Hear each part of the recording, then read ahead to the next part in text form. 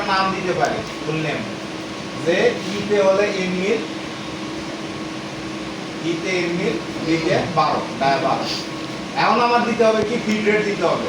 এটাতে কিন্তু ওদের 0.1 0.2 ফিড রেট দিলে হবে। 2000 নেই কত? 2500 সর্বোচ্চ 2500 রাখ, 2500 দিলাম।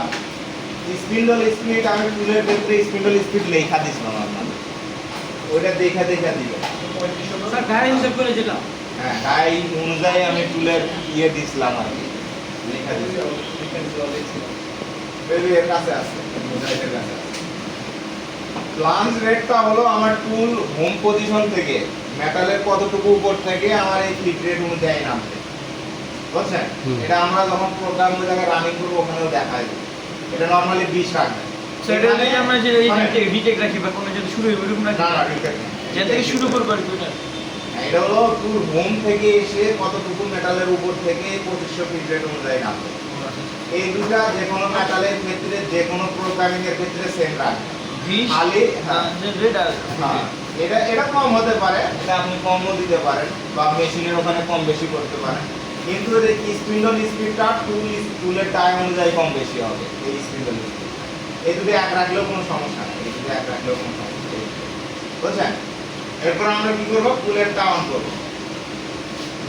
টুলেন এই জায়গা অন না করলে মনে হবে গেলে চলবে। দেখা যাইতে পারে, একবার অফ করে দিই, টুলেন অফে আছে তাই না? হ্যাঁ ম্যানুয়ালি অন করেও দেখতে পারি আমরা একবার, মনে হয় হবে না। সমস্যা না, টুলেন যে কোডটা জানা আছে না ওটা লাগাই। হ্যাঁ লাগাই দিই, সমস্যা নেই। এডিট মোডে গিয়ে আমরা লাগাই দিই। এই যে এখানে আমাদের রিট্র্যাক্টর, এই যে রিট্র্যাক্টর ক্লিয়ারেন্সটা হচ্ছে হলো কি ফাঁকা রাখা। টুল ক্লিয়ারেন্সটা হচ্ছে ফাঁকা আর কি, যেমন টুল উঠবে নামবে সেসব জায়গায় ক্লিয়ারেন্সটা ব্যবহার। নরমালি আমার এখন কাজ করতে হলে রিট্র্যাক অনুযায়ী কাজ করি, যেহেতু আমার ক্লাম নাই, রিট্র্যাক আমি মেটাল থেকে একটু উপরে রাখলে হবে 10-20 যেটাই হোক। মানে রিট্র্যাকটা হলো একটা কাটিং করার পরে আবার উপরে দিয়ে সেম জায়গায় যাওয়ার জন্য কতটুকু উপর দিয়ে যাবে, এটা হলো রিট্র্যাক। ফিট প্লেনটা হচ্ছে হলো এক জায়গায় বারবার উঠতেছে, উঠার কারণে আমার টুলটা মেটাল কতখানি উপরে থেকে সে একটা সেফটি পজিশনে থাকবে, এটা হলো ফিট প্লেনটা। এটাও সব মেটালের ক্ষেত্রে 0.4 রাখবেন। এটা রিট্র্যাক্টটা কম বেশি হবে যখন আপনি ক্লাম দিবেন, তখন আপনার ওই ক্লাম মাইপা আপনার রিট্র্যাক্টটা দিতে হবে।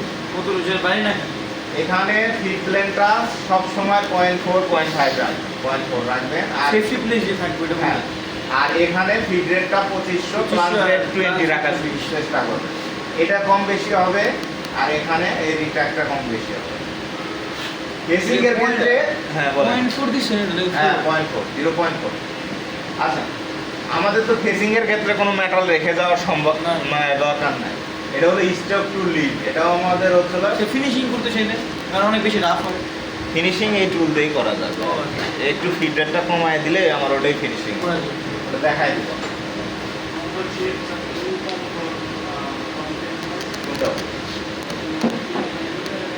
এটা হলো যে আমার সেন্টার থেকে কাটবে, মানে টুলের সেন্টার প্রথম যে যাবে না এই বর্ডার অনুযায়ী যাবে, অর্ধেক থাকবে মেটালের বাইরে, অর্ধেক থাকবে মেটালের ভিতরে, এইটা হলো এটা। আর যদি ইনসাইড দেন তাহলে বাইরে থেকে কাটবে, আর আউটসাইড দিলে ভিতর, টুল পুরোপুরি ভিতর থাকবে মেটালের ভিতরে, এটা সেন্টার থাকাই ভালো। তারপরে স্টেপ ডাউনটা কি বলছিলাম, স্টেপ ডাউন মানে কি, স্টেপ ডাউন আর স্টেপ ওভার। স্টেপ ডাউন হলো কোকটা, আর স্টেপ ডাউন হচ্ছে হলো কাটিং এর শেষে উপর দিয়ে যাবে। রিট্র্যাকের নাম হলো স্টেপ ওভার। তাহলে স্টেপ ডাউন আমরা দিব 0.1। এখানে আমরা কাট দেব, মানে কাট দেব মানে আমার তো কাটবে 0 থেকে, তাই না? 0 থেকে 5 মিলি আমি ফেস করবো, তারপর ধরেন আমি 1 মিলি ফেস করবো। ওকে, এখানে অপটিমাইজ কাট গ্যাপ সেটিং এর যে অপটিমাইজ কাট অর্ডার আছে, এটা হচ্ছে হলে আমার টুলটা এক জায়গায় এখানে কাটিং করা শুরু করবো, ওই জায়গায় কাটিং শেষ করে পরবর্তীতে আরেক জায়গায় যায় কাটিং করবো। এই অপটিমাইজ কাট অর্ডার না দিলে এক জায়গায় একটু কাটবে, আবার আরেক জায়গায় একটু কাটবে, আবার আরেক মানে জায়গায় একটু শেষ কাটবে। করে একটা সময়টা বেশি লাগবে, আমার সময়টা বাঁচানোর জন্য অপটিমাইজ কাট অর্ডার অন করব। শেষ। এখন আমরা এখানে আমাদের বিভিন্ন ধরনের স্টাইল আছে, আপনারা চাইলে এই স্টাইলগুলো পরবর্তীতে মানে অ্যাপ্লাই করে দেখতে পারেন। এটা হলো ওয়ান ওয়ে, মানে একবারে কাটবে আবার আগে বাড়বে। জিগজ্যাগ হলো চাইতেও কাটবে আইতেও, মানে এখানে এর ভিতরে স্টাইল দেওয়া আছে। আমাদের নর্মালি এটা ভালো লাগে, এটা দিয়ে ভিডিও ভিডিও চতুর বাউন্ডারি আস্তে আস্তে ভিতরে চলে আসে। স্পাইরাল ইনসাইড টু আউটসাইড, এগুলোর ক্ষেত্রে যেটাই দেন, যদি স্পাইরাল ইনসাইড টু আউটসাইড দেন তাহলে ভিতর থেকে বাইরে থেকে বাইরের দিকে কাটবে। আমাদের তো দরকার না, আমাদের বাইরে থেকে আস্তে আস্তে কাইটা কাইটা ভিতরের দিকে ঢুকবে। ওকে, আমাদের তো ফিনিশিং এর দরকার নেই। মানে স্যার ভিতর থেকে শুরু করে বাইরে আসবে মানে তো স্যার যে টুলটা স্টেপ পার্সেন্টেজ হলো আমার টুলের 75%, একবার কাটিং করার পরে আরেকবার 75% ইউজ হবে, আর 25% কাটিং করা অংশের ভিতরে থাকবে। বুঝছেন, 100% টুলের 25% কাটিং করা অংশের ভিতরে থাকবে আর 75% ইউজ হবে। এটা চাইলে আপনি আরো কম করে দিতে পারেন, এগুলো কোনো সমস্যা না। আমার কাটিং নিয়ে নিছে। ফেসিং অপারেশনটা কি বুঝছেন আপনারা? হয়তোবা বুঝতে একটু কষ্ট হবে আর কি। মানে অনেক প্যারামিটার তো, কিন্তু আপনারা যদি প্রতিদিন প্র্যাকটিস করেন ইনশাআল্লাহ 2-4 দিনের মধ্যে এগুলো আয়ত্তে আসার কথা। স্যার লাস্টে এটা বললেন যে মাঝখান থেকে কাটতে কাটতে কোন হয়ে যাবে, এটা দেখাচ্ছি আমি, এটা দিলাম আমি অন করে দিলাম। এবার দেখেন মাঝখান থেকে কাটতে কাটতে কোন হয়ে যাবে, যদি জেনারেট করি 3D ভিডিওতে গেলাম, দেখেন আমার কাটিং টুলটা দিয়ে দিলাম, এই যে আমার ভিতর থেকে স্পিডটা মানে মাঝখান থেকে যেতে কাটতে এমন কি এমন কি হ্যাঁ স্পিড নিচে কত স্পিডে গেল স্পিডে যায় ওই যে দেখো ভিডিওতে বসলাম না। হ্যাঁ হ্যাঁ ওইটা ভালো লাগে না স্যার, আগে এটা প্রথমে চলতেছে হলো জিরোতে, এই কারণে মেটাল পাচ্ছে না, পরের পাশে মেটাল দেখাচ্ছি। তুমি মাঝখান থেকে ঘুরে ঘুরে ভেবে যায় কাটতে ওরে ভাই ভাই ভাই এই যে প্রথম পাশে জিরোতে চলছে না, এই জায়গা না বুঝতে পারছেন? এখন আমরা পকেট, এখানে পকেটটা কাইটা দেখাই নাকি, পকেটটার একটা প্রোগ্রাম। পকেট প্রোগ্রামটা আমরা যেটা করলাম, এটা ফেসিংও করা যায়, এটা দিয়ে আপনি রাফ মেটালও কেটে ফেলে দিতে পারবেন। তার আগে আমার এখানে একটা বাউন্ডারি দেখাই দিতে হবে। এই জায়গায় যে আমি কাটবো, এই জায়গায় একটা বাউন্ডারি দেখাই দিতে হবে। সেক্ষেত্রে আমার এটা থাকতে হবে 2D অপশনে থাকতে হবে, আর আমার বাউন্ডারিটা মেটাল থেকে একটু উপরে দিতে হবে, 5-10 মিলি উপরে দিতে গেলে। এখানে আপনি ফেলে দিতে পারবেন, আমরা মেটাল থেকে 10 মিলি উপরে দিলাম। এখন আমরা এখানে যদি কালারটা নেই, এখানে একটা অন্য কালার নিব, আমরা দেখার জন্য সুন্দর একটা কালার, লাল কালার। কারণ আমরা আবার কই হলো, এখন আমরা কি করব, ক্রিয়েট সিলিলুট বাউন্ডারি। সিলিলুট বাউন্ডারি হলো আমার যে জায়গায় যেরকম ইয়ে আছে ওই অনুযায়ী বাউন্ডারি তৈরি হবে। ওকে, এই দেখেন আমার মেটালের চতুর্থ ধার দিয়ে বাউন্ডারি তৈরি, এই যে এখানে বাউন্ডারি তৈরি, বাউন্ডারিটা এই যে দেখা যাচ্ছে,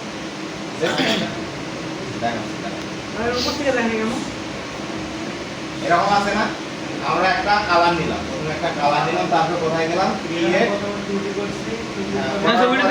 প্রথমে কি করলেন? প্রথমে 2D করছি, তারপরে একটা হাইট দিছি, মেটাল থেকে একটু হাইট দিছি, উপরের দিকে হাইট। এই যে এখানে 3D 2D ডাউন দিলে, এরপরে এখানে একটা ভ্যালু দিছি, আমি কত দিছি, 10 দিছি। আপনি চাইলে 500 দিতে পারেন, ইচ্ছা আপনার। মানে ওটা দুটো উপরে রাখেন দেখা মেটাল থেকে একটু দূরে রাখা যায়।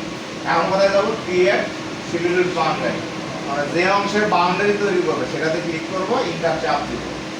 এখানে কিছু দেওয়া লাগবে না, চোখ বন্ধ করে ক্লিক দিব।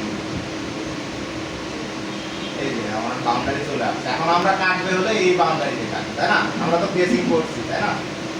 এখন এই জায়গায় একটা বিষয় আছে, তার আগে আমার ডিজাইনটা অ্যানালাইজ করতে হবে, যে এই জায়গায় আমি কত কাটার ইউজ করতে পারবো। সেটা আমার নির্ভর করবে হচ্ছিল এই দিকের হচ্ছিল লেন্থ আর উইথটা উপর নির্ভর করবে, প্লাস আমার ফিনিশিংটা নির্ভর করবে হচ্ছিল এই জায়গার কর্নারগুলোতে যে আমার রেডিয়াসটা কত আছে। আমরা রেডিয়াসটা দেখবো কীভাবে, অ্যানালাইজ ডাইনামিকে গিয়ে আমরা যে কোনো ভ্যালু দেখতে হবে। তাই আমার রেডিয়াস আছে 5, তাহলে ডায়া কত আছে, এখানে 10 আছে। পুরোটা যদি হইতো এটা ডায়া আমার 10 ছিল, এখানে আমি 10-এর টুল ইউজ করতে পারি, ইউজ করলে না কোনো বুঝে দিতে তাহলে কোনাগুলো, বা আপনি 8 ইউজ করলে আরো ভালো, 6 ইউজ করলে আরো ভালো, মানে যত ছোট 10-এর থেকে যত ছোট ইউজ উপরে হইলে হবে না স্যার, কারণ হবে না যে কোনটা তাহলে আমরা এখানে 10 দিয়ে আমরা সব কিছু করবো।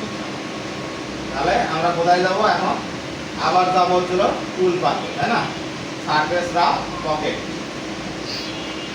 সেমই করতে পারবো। হ্যাঁ, সমস্যা নাই।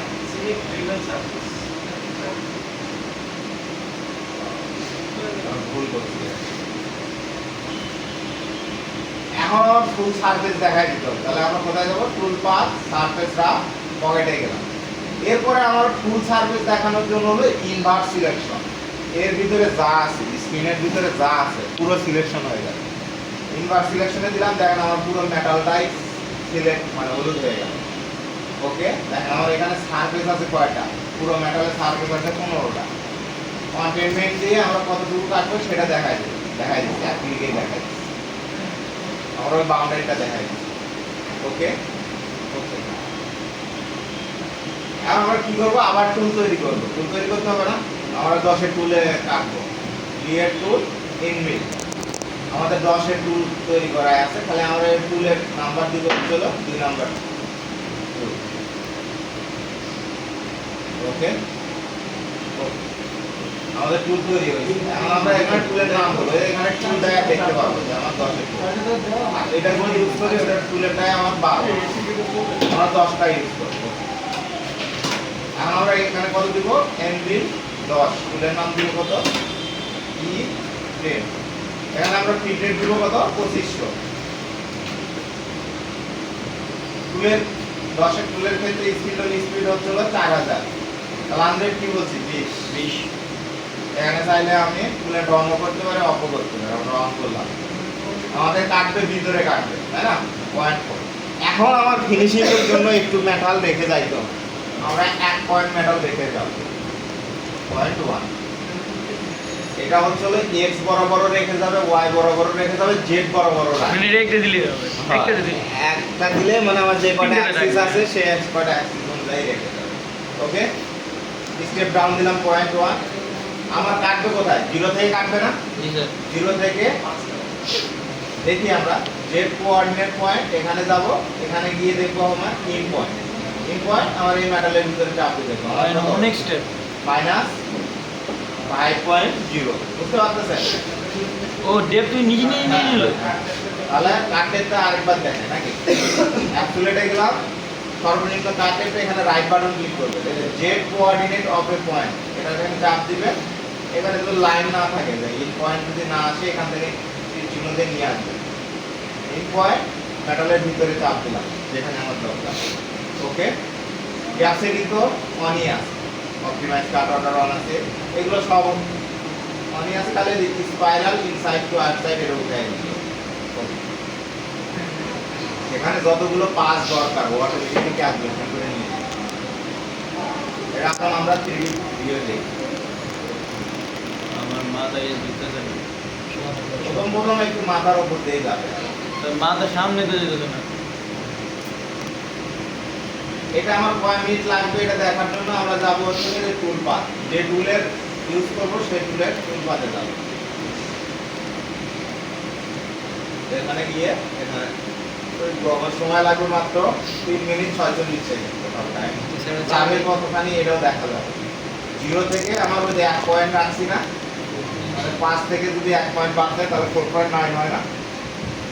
আর ডাইরেক্ট ওই ফিনিশিং এর লাগা এন্ড ফিনিশিং দিবেন। এরপরে দিতে হবে কন্টুর দিতে হবে। কন্টুর মানে রাফের কাজ হচ্ছিল সারফেস রাফ, পকেটের কাজ হচ্ছিল রাফ মেটালটা কেটে ফেলা, আর কন্টুরের কাজ হচ্ছিল রাফ যে কাটছে ওইটার বাউন্ডারি অনুযায়ী চলবে, সারফেসের বাউন্ডারি ধরে চলবে। আমরা এগুলো সারফেস করা না, এইটার বাউন্ডারি অনুযায়ী ধরে চলবে। এই ভিতরে আর কাটবে না। মিলিং এর আপনার প্রোগ্রাম যদি শিখতে চান 2 মাসেও শেষ হবে না। কিডনি টাচিং কথা বলতেছে আমি মাথার উপরে। এতখানি শেষ। আমরা এখন কোড জেনারেট করাটা একটু দেখ। G01 আমরা শুধু পকেট সারে নিয়ে রান করবেন। হ্যাঁ, এটা কালকে রান করব। স্যার ফিনিশিং দিলেন না? ফিনিশিং ফিনিশিং দেয়া লাগে না, ওটা বললাম স্যার। হ্যাঁ, হ্যাঁ, তাহলে রাফ কাটিং এর ক্ষেত্রে আমরা টুলটা চেঞ্জ করব। ফেসিংটা তো আমরা চালাইছি, তাই না? ফেসিং আমাদের সমান হয়নি, ওখানে ওই যে 3 গ্রেডটা স্যার এর নেক কাটি দেয় তো সিনার দিতে দেয়। ডেস্কটপে গেলাম আমরা, এখানে নাম দেব হচ্ছে পকেট। তাই না? COCKET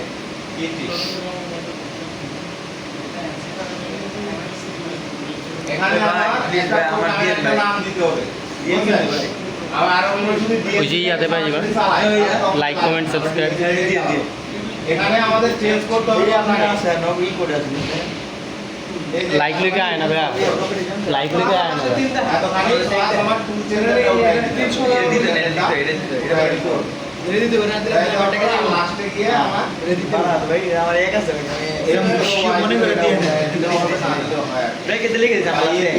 অনেকে বলে এটা ফাউল নাম্বার এটা দিতে হবে এটা না দিয়ে আপনার নাম্বারটা কেটে উপর নাম্বারটা কোন আছে উপর না দিয়ে